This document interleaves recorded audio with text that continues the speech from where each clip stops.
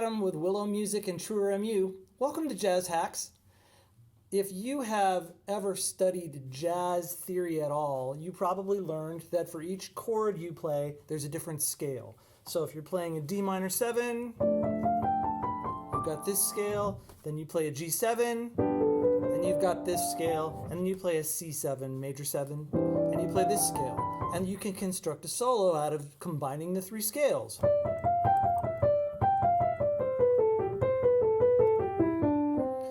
Well, if you are a beginner and you're in a hurry, there's a better way to think about this, at least at the beginning.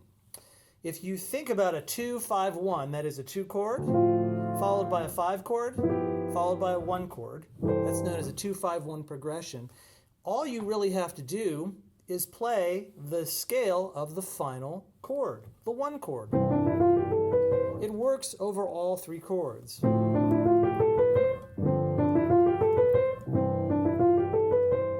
In particular, if you stick to the major pentatonic, you're guaranteed to have a pretty good experience. So if you're moving very fast through a tune and you want to just be able to think more on a certain section rather than be changing chords every time, changing scales every time, this is your best bet. So, for instance, here's the old way of thinking where you play a scale for every one.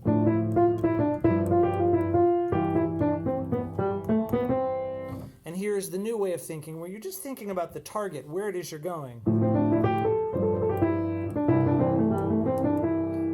Both have their place. I'm not saying you shouldn't think about different chords and different scales together.